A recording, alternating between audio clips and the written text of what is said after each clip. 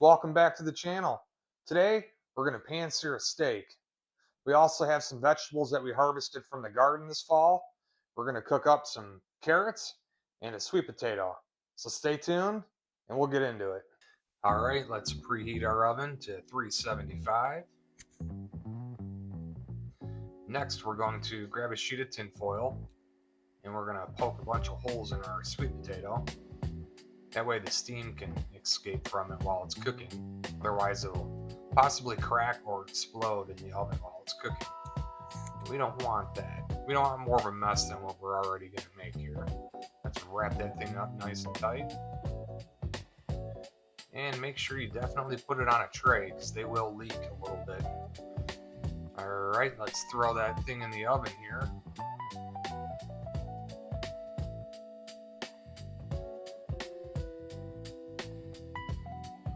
And we're going to tenderize our steak. This is optional. Really depends on how thick the cut is. It's a decent cut. Make sure if you're going to tenderize it, make sure you do it on both sides.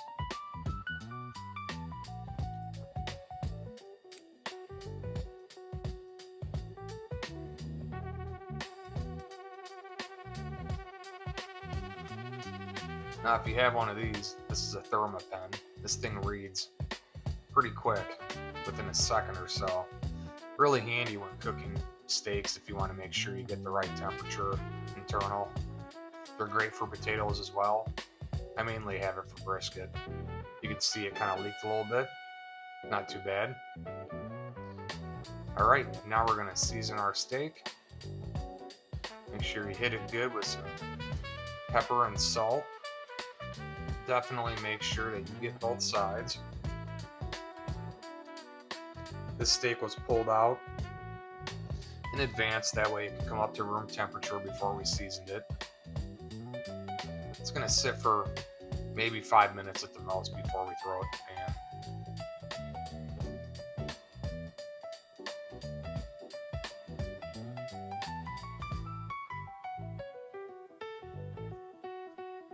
Alright, we're going to throw our pan on and we're going to start to preheat the pan here.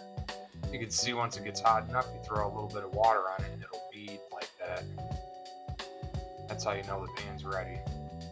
I'm going to add a little bit of olive oil. I like to mix it around, make sure you get all the surface. Make sure when you place your steak in, make sure you give it a good, pat it down to that pan, make sure you get a good sear. We're going to let that cook about 3 to 4 minutes.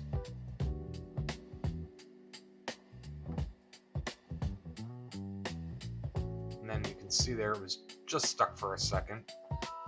We're going to go ahead and flip it. You want to make sure you're not fighting to get that thing off. That means it's not ready to be flipped. It'll release once it's ready. Look at that beautiful char.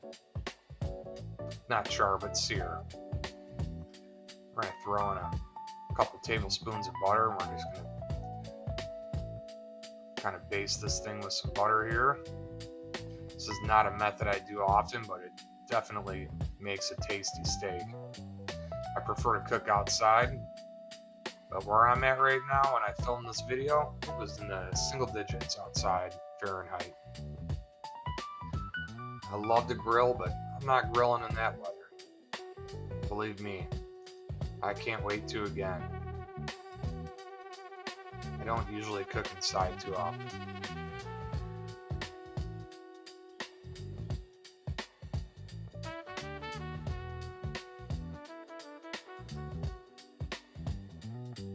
Alright, beautiful sear. Doesn't that look good?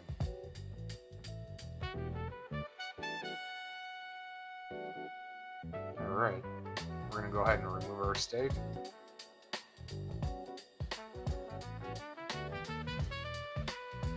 Doesn't that look good?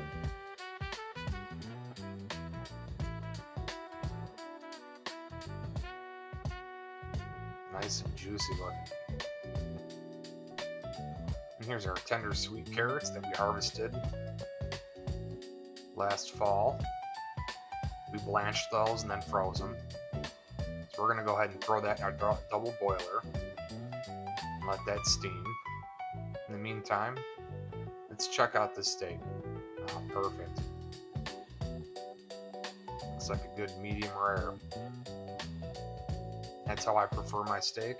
You can cook yours to whatever your liking is. If you cook your steak till it's well done, you're crazy. I'm just kidding. It's however you like it. It looks perfectly cooked all the way through.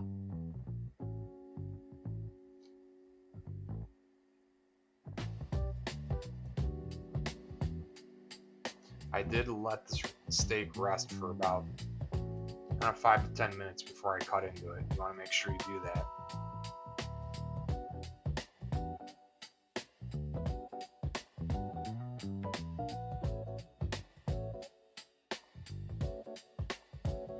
We're going to give our carrots a little stir here real quick.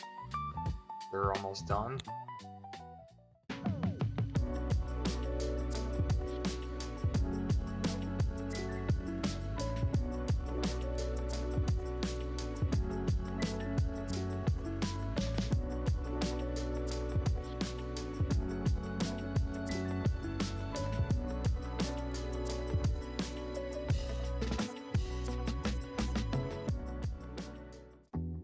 I'd have to say I think steak is one of my favorite meals.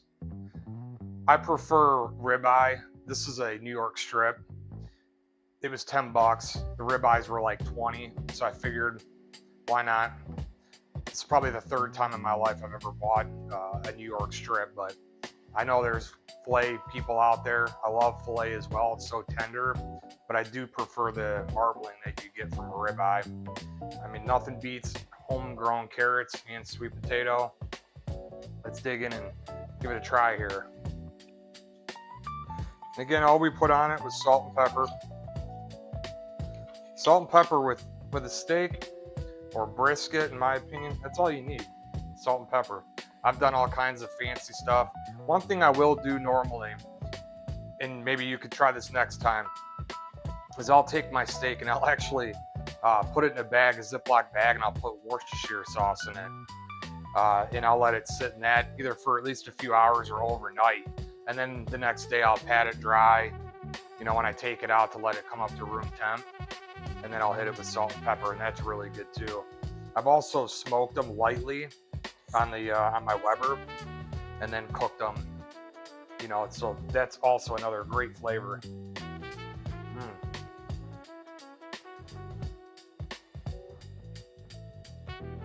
Nice and tender from tenderizing it before. Awesome salt flavor with pepper. Again, you can't beat it.